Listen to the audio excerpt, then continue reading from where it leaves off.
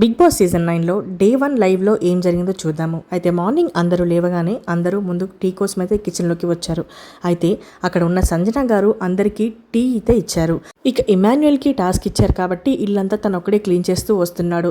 తను పనిచేయడం చూడలేక డెమాన్ పవన్ ఒక యాపిల్ మొక్క తీసుకొచ్చి ఇమాన్యుయల్కి అయితే పెడతాడు. అయితే అక్కడ ఉన్న రాము రాథోడ్ నాకు ఒక మొక్క ఇవ్వబయ్యా అంటూ డెమాన్ పవన్ దగ్గరికి వచ్చి ఒక మొక్క తీసుకుంటాడు. ఇక బెడ్రూమ్లో ఉన్న సృష్టి వర్మ అలాగే తనుజ గౌడ వీళ్ళిద్దరూ అయితే స్నానాలు చేసి రెడీ అవుతూ ఉన్నారు.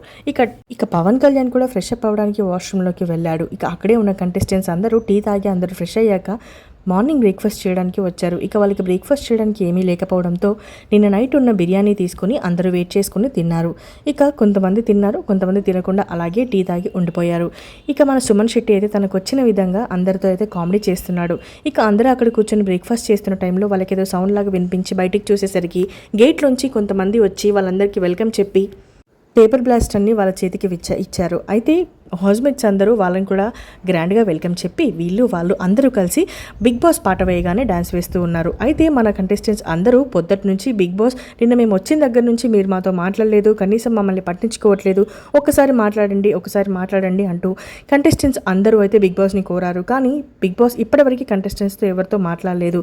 ఇక వీళ్ళంతా వచ్చి వాళ్ళకి గ్రాండ్ వెల్కమ్ చెప్పి ఒక మంచి జోష్ ఇచ్చి అయితే ఇంట్లో నుంచి మళ్ళీ వాళ్ళైతే వెళ్ళిపోయారు. ఇక అక్కడే ఉన్న సుమన్ శెట్టి తనకు వచ్చిన తీరులో తనైతే బాగా ఎంటర్టైన్ చేస్తున్నాడు అక్కడ ఉన్న వాళ్ళందరినీ కూడాను. ఇక వచ్చిన వాళ్ళు మళ్ళీ బయటికి వెళ్ళిపోగానే అసలు ఎందుకు వచ్చారా బాబు, అసలు ఎందుకు వెళ్ళారు, అసలు బిగ్ బాస్ ఎక్కడా అంటూ ఇమాన్యుయల్ అనగానే సడన్ గా బిగ్ బాస్ వాయిస్ అయితే వినిపిస్తుంది. అందరూ గార్డెన్ ఏరియా నుంచి లివింగ్ ఏరియాకి వచ్చి కూర్చోండి అంటూ చెప్తారు.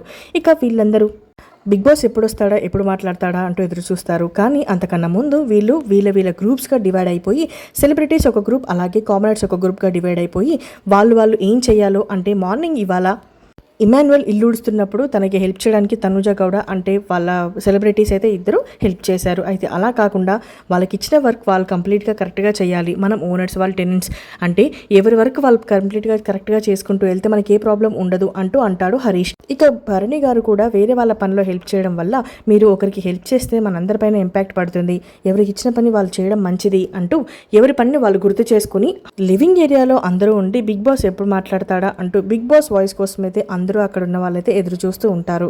ఇక ఎవరి పని వాళ్ళకి కష్టమైతే మీకు కావాలంటే హెల్ప్ తీసుకోవచ్చు, లేదంటే మీరు ఇచ్చిన పని మీరు కంప్లీట్ చేయడానికి ట్రై అంటూ హరిత హరీష్ అయితే చెప్తాడు. మరి చూద్దాం ఇంకేం జరగనుందో.